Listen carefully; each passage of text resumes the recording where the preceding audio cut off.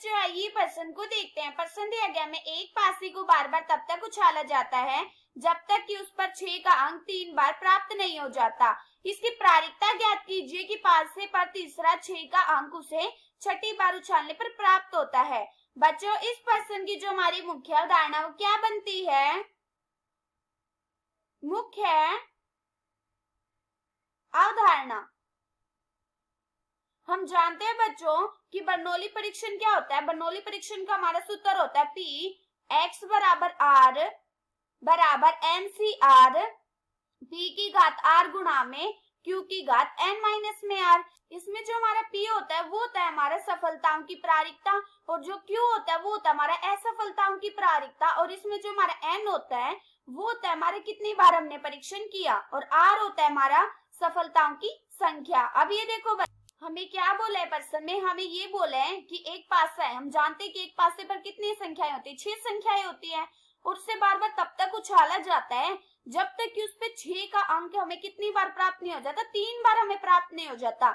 इसके हमें प्रायिकता ज्ञात करनी है कि जो हमारा तीसरी बार हमें छठा मतलब जो हमने छठी बार पासा फेंका है ना उस पे हमें तीसरी बार छठा अंक प्राप्त हो गया। तो इसका मतलब हमारे 6 बार हमने क्या फेंका, पासा फेंका, 1 2 3 4 5 और 6।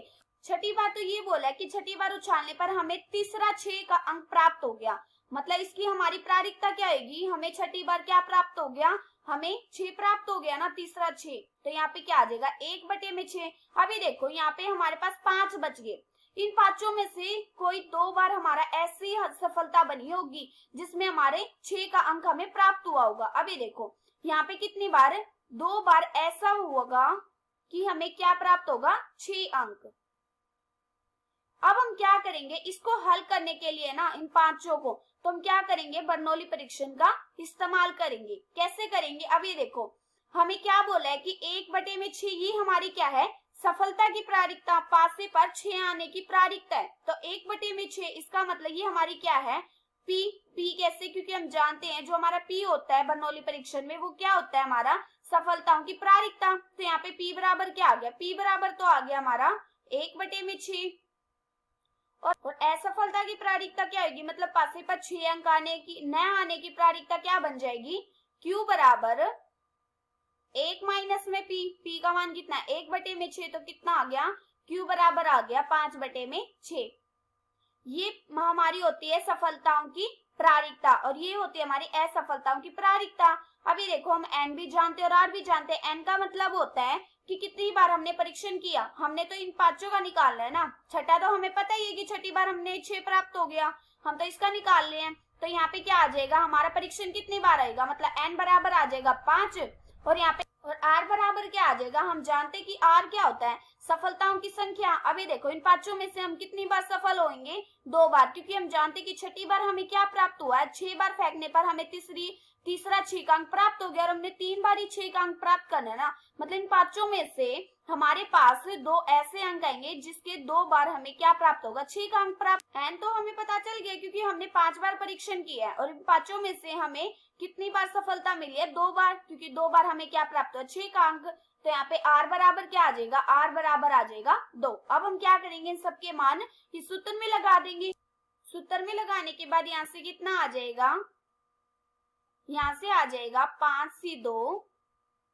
5C2 गुणा में 1/6 और इस पूरे की घात 2 गुणा में 5/6 और इस पूरे की घात 3। अब ये देखो यहाँ पे हमारा जो 1/6 है ना, हमें इस पूरे की प्रायिकता निकालनी है ना।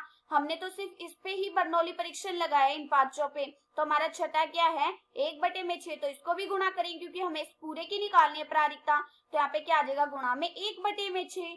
जब हम इसको गुणा करेंगे तो कितना आ जाएगा, हम जानते हैं कि एनसीआर को खोलने का हमारा क्या सूत्र होता है, एनसीआर को खोलने का हमारा सूत्र होता है एन का फैक्टोरियल बटे में एन माइनस में आर का फैक्टोरियल गुणा में आर का फैक्टोरियल।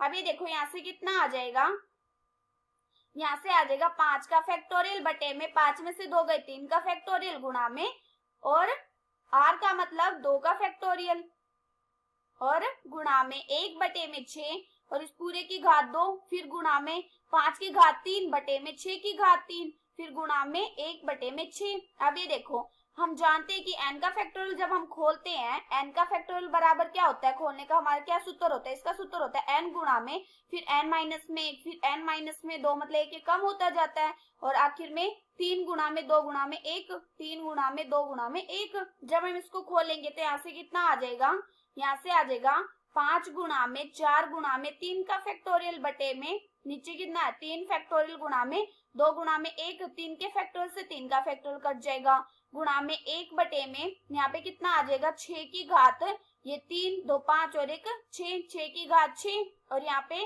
ऊपर कितना आ गया, अब ये देखो 2 से कट जाएगा, 2 दूनी 4, 5 दूनी 10, 10 बटे में 6 की घात 6 और यहाँ पे गुणा में 5 की घात 3,